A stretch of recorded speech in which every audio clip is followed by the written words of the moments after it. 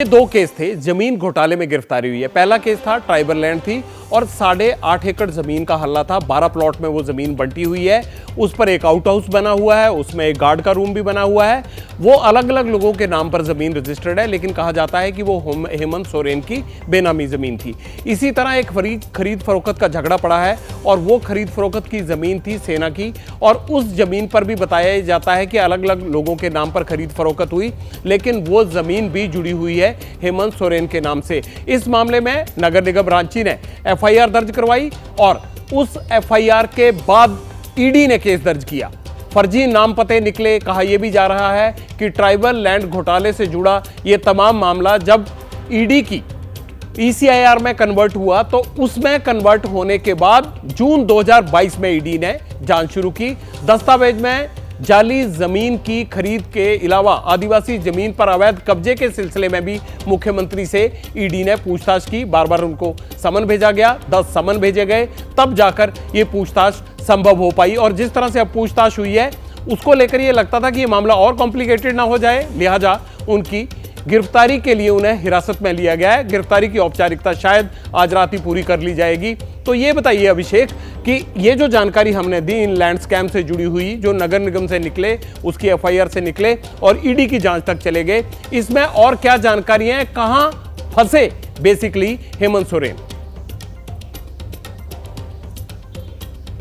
देखिए, ये जो मामला है, जिस मामले में अभी अरेस्ट हुई है, ये 4.5 एकड़ का मामला है जो आप जिक्र कर रहे थे। रांची में जो ज़मीन है ये ये सेना की ज़मीन है। इस ज़मीन की बिक्री का मामला है। इसकी अवैध तरीके से बिक्री की गई है और इस अवैध तरीके से बिक्री में जो है हेमंत सोरेन का ही नहीं बल्कि जो उस समय जो राजस्व का अधिकारी था जिसने इसको फैसिलिटेट किया था उसको पहले अरेस्ट किया गया। उसके बाद एक आईएएस जिन्होंने इसको फैसिलिटेट किया गया था उनको अरेस्ट किया गया।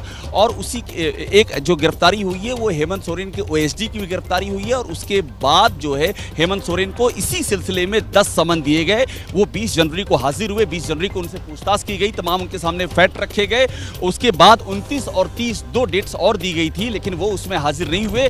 फिर आज फाइनली जो पूछताछ हुई है उस पूछताछ के बाद उनको अरेस्ट किया गया है। तो ये फिलहाल जो 4.5 एकड़ की जो सेना की जमीन है ये उसकी बिक्री का मामला है। और इसमें एक्टिव कन्नाइवेंस न सिर्फ हेमंत सोरेन की, उनके पूरे स्टाफ की, जो वहाँ के राजस्व अधिकारियों की, उनकी, और वहाँ के उस पूरे इलाके, जो उस पूरे क्षेत्र के इंचार्ज जिस अधिकारी को बनाया गया था, जो आईएएस अधिकारी थे, उनको पहले ही अरेस्ट किया जा चुका है। उसी मामले में हेमंत सोरेन की आज गिरफ्तारी। लेकिन इसके अलावा मैं आपको बताऊं, अभी कोयला खदान का मामला बाकी है, उसमें भी ईडी इन्वेस्टिगेट कर रही है।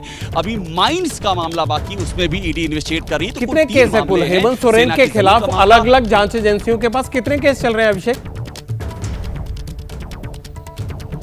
कुल 3 मामलों पे कार्रवाई चल रही है। एक मामला ये जो आज 4.5 एकड़ का मामला है जिसमें गिरफ्तारी हुई है, ये सेना की जमीन का मामला है।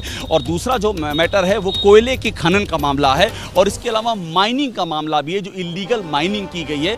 इन तीनों ही मामलों में ये हेमंत सोरेन का नाम है और इन तीनों ही मामलों में बाकायदा एजेंसियां कार्रवाई कर रही है। लेकिन ये जो गिरफ्तारी की गई है ये 4.5 एकड़ की जो सेना की जमीन है ये उसके मामले में। लेकिन ये तय है कि इसके बाद उन मामले में भी अरेस्ट होनी तय है, क्योंकि बहुत सारे ऐसे केसेज हैं जिनको लेकर के ईडी पूछताछ करना चाह रही थी, लेकिन हेमंत सोरेन कोऑपरेट नहीं कर रहे थे। जबकि जो फैक्ट है, जो एविडेंसेज हैं, वो रिटन में उनके खिलाफ जाते हैं और कई तरह के बयान भी ईडी के पास दर्ज हो चुके हैं जो उनकी कॉम्प्लिसिटी की पुष्टि करते हैं। जी अभिषेक, आप और अपडेट लीजिए, मैं फिर लौटूंगा, मेरे साथ बने रहिएगा। मैं एक और जानकारी दे देता हूं आपको। जानकारी ये है कि 2013-14 में भी मुख्यमंत्री रहे हैं हेमंत सोरेन, और इसके अलावा 2019 से लगातार मुख्यमंत्री थे। लेकिन उनके खिलाफ पिछले 1-1.5 साल से जांच का माहौल जो बना उसके बाद 28 और 29 जनवरी को, यानी तकरीबन 2 दिन पहले जब वो दिल्ली आए थे, तब ये कयास लगाए जाने लगे कि दिल्ली में उनसे पूछताछ हो सकती है। कहा यह भी गया कि वो यहाँ कुछ बीजेपी के नेताओं से मिलने आए थे, लेकिन मुलाकात हुई नहीं।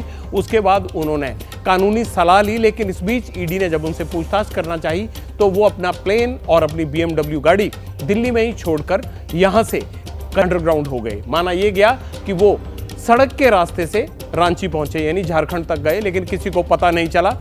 जैसे ही घड़ी का काटा दोपहर 2:30 पे आए, बबीता जी का दिल सास बहू साजिश के लिए मचल जाए। और ये है इनकी बहू, पूरे दिन ऑफिस की टेंशन हो जाए गॉन जब ये करें अपना फेवरेट शो फ्री टाइम पे ऑन। इनकी तरह आप भी देखें अपना फेवरेट शो अपने टाइम पर और डाउनलोड कीजिए एबीपी लाइव ऐप अपने स्मार्ट टीवी पर।